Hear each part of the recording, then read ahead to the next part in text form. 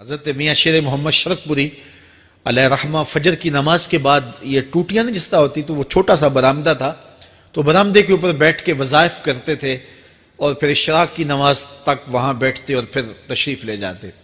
گرمی کی شدت تھی تو حضرت فرائض کی ادائیگی کے بعد وہاں چلے گئے تو نمازیوں نے آپس سے مشورہ کیا کہ یار حضرت کو عرض کریں کہ بارش کے لیے دعا کی جائے. تو حضرت جا کے وہاں اپنے وظائف میں لگ گئے تو انہوں نے کہا چلو ہم مسجد کے سین میں کھڑے ہو جاتے, حضرت توجہ کریں گے تو عرض کریں گے. تو جتنے نمازی تھے وہ سارے صحن میں کھڑے ہو گئے اور برآمدے کے اوپر میاں صاحب وظائف میں لگے. جب آپ کی نظر پڑتی نا لوگوں کی جانب تو جتنے بھی نمازی تھے سارے ہاتھوں سے اشارے کر کے کہتے یعنی دعا کرو, زبان سے نہ بولتے, ہاتھوں کو ایسے ہلاتے اور یہ کہتے کہ ادھر آسمان کی طرف اشارہ کر کے کہتے دعا کرو. میاں صاحب پھر وظائف میں لگ جاتے.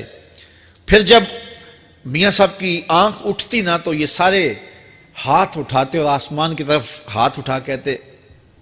میاں صاحب پھر وظائف میں لگ جاتے. جب 2-3 مرتبہ ایسا ہوا نا تو میاں صاحب کی ہنسی نکل گئی اور ایسے آسمان کی طرف دیکھ کے کہا چل ہن پا دے. کہتے ہیں بس یہ بات کہنے کی دیر تھی کہ چھم چھم می برسنے لگا. تو جب کوئی حضور کا ہو جاتا ہے تو رب اس کو اپنا محبوب بنا لیتا ہے. تو حضور کی محبت خدا کی محبوبیت کا ذریعہ ہے. اس لیے ہمیں حضور کا پیار اپنی روحوں میں موجزن کرنا ہے, حضور کی محبت اپنی روحوں میں اتارنی ہے, اور محبت اپنے تمام تر تقاضوں کے ساتھ جب روح پذیر ہوگی تو پھر ہمارا انداز زندگی بھی سنور جائے گا, ہماری آخرت بھی سنور جائے گی. محبت کے من جملہ تقاضوں میں سے سب سے بڑا تقاضا محبوب کی اطاعت ہے کہ بندہ جس سے پیار کرتا ہے اس کی بات مانتا ہے. یہ ہے دعوی محبت کا ثبوت, اس کی دلیل. اور حضور کے صحابہ کی زندگیاں دیکھیے کہ انہوں نے حضور علیہ السلام کے ساتھ کیسے پیار کیا. حضور کی محبت میں اپنی عادتوں کو بدل دیا.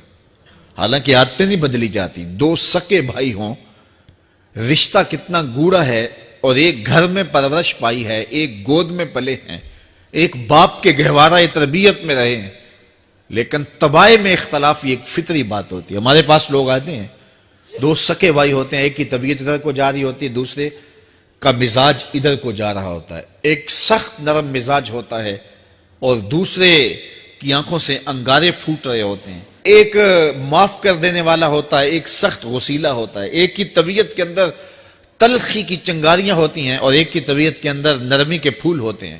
آپ نے بھی دیکھا ہوگا. تو یہ ایسا ہوتا ہے. اب اسی طرح کھانے پینے کی چیزوں میں طبائع کا اختلاف یہ فطری بات ہے. ایک کو ایک چیز پسند ہوتی ہے, دوسرے کو وہ چیز پسند نہیں ہوتی ہے. بعض اوقات ماں کو مسئلہ ہوتا ہے کہ یہ چیز اگر میں تیار کرتی ہوں تو میرا دوسرا بیٹا نہیں کھاتا, تو اس کے لیے بعض سے الگ سے کوئی چیز تیار کرنی پڑتی ہے کہ اس کی ڈیمانڈ یہ ہے اور میرے اس بیٹے کی ڈیمانڈ یہ ہے. مائیں مزاج سمجھتی ہیں. ایک آغوش میں پرورش پانے کے باوجود خون ایک ہے, گہوارہ تربیت ایک ہے, دودھ ایک ہے, لیکن طبیعتوں کے اندر اختلاف پایا جا رہا ہے.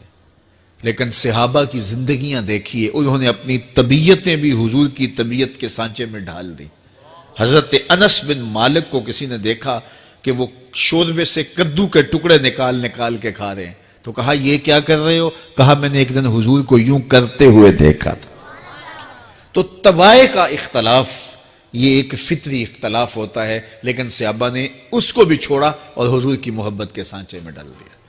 پھر اس چیز کا انتظار نہیں کیا کہ حضور کا فرمان کیا ہے, حضور کی چاہت پہ اپنے مزاج کو بدلا. اللہ اکبر.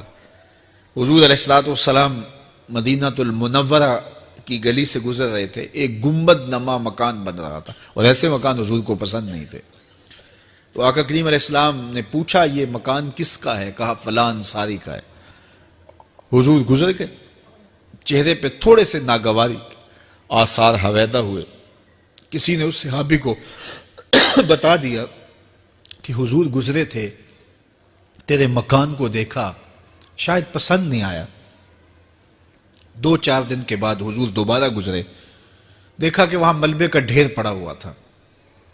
فرمایا اس صحابی کو بلاؤ، بلایا گیا، کہا میں پرسوں ترسوں گزرا تھا، تیرا مکان دیکھا تھا، یہ کیا ہوا؟ عرض کی میں نے گرا دیا ہے۔ فرمایا کیوں؟ عرض کی سنا تھا آپ کو پسند نہیں، سنا تھا آپ کو پسند نہیں۔ میں اور آپ دیکھیں ہمارا کیا کیا حضور کو پسند نہیں، سر سے لے کر پاؤں تک، نجی زندگی سے لے کے سیاسی زندگی تک، اپنے امور ذات سے لے کر کے اپنی معاشرتی زندگی تک، ہمارا کیا کیا حضور کو پسند نہیں، اور ہر وہ چیز بدل دیں جو حضور کو پسند نہیں۔ محمد دی زیارت محمد دے رنگ وچ، اے ٹھگ بازیاں جانے پیارا محمد صلی اللہ علیہ وسلم۔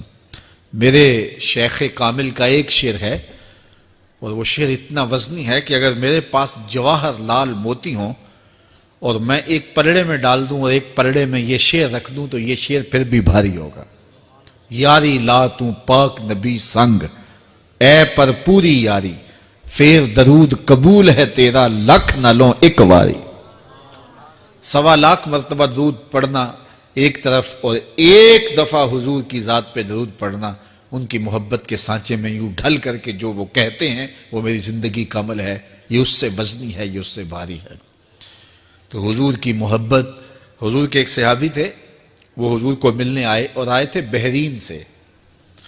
اچھا، انہوں نے حضور کو سلام کیا تو حضور نے رخ پھیر لیا، ناراضگی کا اظہار کیا، تو وہ سمجھے کہ شاید حضور نے ایسے ہی رخ پھیرا، تو جدھر حضور نے رخ پھیرا وہ ادھر جا کے سلام کرتے ہیں، تو حضور نے پھر رخ پھیر لیا، سمجھ گئے کہ حضور ناراض ہیں۔ اب انہیں سمجھ یہ نہیں آ رہی تھی کہ ناراضگی کا سبب کیا ہے۔ وہ اصحاب رسول سے پوچھنے لگے کہ حضور مجھ سے ناراض لگتے ہیں، آپ میں سے کوئی بتا سکتا ہے کہ حضور کیوں ناراض ہیں؟ اللہ اکبر! آج تو کوئی بڑا باپ ہو، مرشد ہو، استاد ہو، ناراض ہو جائے اور شاگرد کو ناراضگی کی وجہ معلوم نہ ہو تو وہ الٹا ناراض آگے سے ہو جاتا ہے کہ میں نے جرم کیوں کیا ہے کہ استاد کا مزاج بگڑ گیا ہے۔ اللہ اکبر! لیکن ذرا دیکھیے، رنگ دیکھیے محبت کے، وہ صحابہ سے پوچھتا پھرتا ہے کہ حضور مجھ سے ناراض ہیں، مجھے بتائیے کہ کیا سبب ہوا؟ تو انہوں نے کہا کہ یہ تیرے ہاتھ میں جو سونے کی انگوٹھی ہے، اس سے حضور ناراض ہیں، کیونکہ حضور اس کو منع کر چکے ہیں۔ امت کے لیے سونا چاندی حضور نے امت کے مردوں کے لیے منع فرما دیا، صرف 4.5 ماشے سے کچھ کم کی انگوٹھی چاندی کی، اور وہ بھی عدد میں ایک ہو، شریعت نے جائز رکھی ہے۔ اگر 2 ماشے کی 2 ہوں گی تو پھر بھی جائز نہیں۔ عورت کو جائز ہے 10 انگوٹھیاں پہنے، سونے کی پہنے، چاندی کی پہنے، یہ اس کا زیور ہے۔ مرد کو زیور کی ضرورت نہیں ہے، زینت کی ضرورت نہیں ہے، لہذا مرد کے لیے ایک انگوٹھی رکھی گئی ہے، وہ بھی اس لیے کہ اگر وہ کہیں مشکل میں ہو تو اس کو بیچ کر کے 2 وقت کا کھانا لے سکے۔ باقی اس کے لیے انگوٹھی 4.5 ماشے سے کم کا چاندی یا سونا 1 ماشا ہی کیوں نہ ہو، اس کے لیے جائز نہیں ہے۔ تو اس نے سونے کی انگوٹھی پہن رکھی تھی، لیکن اسے حرمت کا پتہ نہیں تھا، تو اس نے کہا کہ حضور مجھ سے کیوں ناراض ہیں؟ تو صحابہ نے کہا شاید یہ اس انگوٹھی کی وجہ سے ناراض ہیں۔ تو اس نے یہ نہیں کہا کہ مجھے تو پتہ ہی نہیں تھا، میرا کیا قصور؟ خیر، اس نے انگوٹھی اتار کے حضور کو پیش کرتے کہا حضور آپ اس وجہ سے ناراض ہیں؟ حضور نے انگوٹھی پکڑی اور ایسے پھینک دی، ناراضگی کی وجہ ختم ہو گئی، وہ بیٹھ گیا، بات شروع ہو گئی۔ اللہ اکبر! جب سلسلہ کلام ہوتا رہا، جب مجلس برخاست ہوئی، لوگ اٹھ کے گھروں میں جانے لگے، وہ بھی اٹھا اور الٹے پاؤں سے پیچھے چلا، تو کسی نے اس کو کہا وہ انگوٹھی تو اٹھا لو، سونے کی انگوٹھی ہے، قیمتی ہے، چلو تمہارے لیے پہننا جائز نہیں، تمہاری بیوی کے لیے تو جائز ہے۔ تو اس نے کیا جواب دیا سنیے، اس نے کہا واللہ لا آخذہ وقد طرحہ رسول اللہ صلی اللہ علیہ وسلم، اللہ کی قسم میں اس انگوٹھی کو کبھی بھی نہیں اٹھاؤں گا جس کو میرے حضور نے پھینک دیا ہے۔ تو یہ تھی ان کی محبت، یہ تھا ان کا انداز۔ تو آئیے میں اور آپ حضور سے اگر محبت کرتے ہیں تو حضور علیہ السلام کا طرز زندگی، حضور کا انداز معاشرت اختیار کریں۔ کثرت کے ساتھ مائیں بہنیں بیٹیاں بھی موجود ہیں، وہ بھی اپنی اولادوں کی تربیت اس نہج سے کریں کہ وہ حضور کی سنت، حضور کی سیرت، اور حضور کی اتباع کے سانچے میں ڈھل جائیں۔ زندگی کا مقصد ہی یہی ہے۔ آئے، بڑے ہوئے، جوان ہوئے، بوڑھے ہوئے، چلے گئے، ہم سے پہلے بھی چلے گئے، ہم بھی چلے جائیں گے، بعد میں آنے والے بھی چلے جائیں گے، لیکن حقیقی کامیابی اس کو نصیب ہوئی جس نے اس دنیا پہ آ کے دنیا کی زندگی کے مقصد کو سمجھا۔ ہم آئے کیوں تھے، زندگی کس لیے ہمیں دی گئی تھی۔ اکبر الہ آبادی نے کیا ستھری تنقید کی تھی، کیا بتائیں احباب، کیا کارنمایاں کر گئے، بی اے کیا، نوکر ہوئے، پینشن ملی اور مر گئے۔ یہ کوئی کام نہیں ہے، ہماری زندگی کا کوئی مقصد ہے جس لیے ہم انسان ہیں، اشرف المخلوقات ہیں۔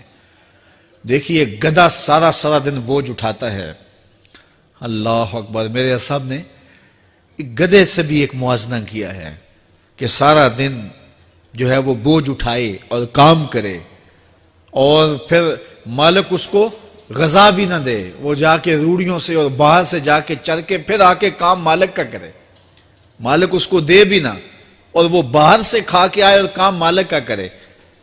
تو اگر بندہ ہو کے، انسان ہو کے اگر نہ کرے تو میرے حضور نے ایک لمبی ربائی ہے، اس میں آخر میں لکھتے ہیں تو چنگا یعقوب یا کھوتا تینوں شرم نہ آوے، کہ اگر وہ ایک گدھا بھی کام کرے، اپنی پیٹھ پہ بوجھ لا دے، اور تو اپنے مالک کے لیے کچھ نہ کرے، اور ساری نعمتیں مالک نے تجھے دی ہیں اور عزتیں اور آبرویں تیرے نام کی ہیں، اور تو اس کا حق ہی ادا نہ کرے، تو پھر کس طرح تیرے سے، تو پھر اولئک کالانعام بل ہم اضل۔ فرمایا تو چوپایا ہے بلکہ چوپایوں سے بھی بدتر ہے۔ تو میں اور آپ اپنے آپ کو انسان ثابت کریں، آج موقع ہے۔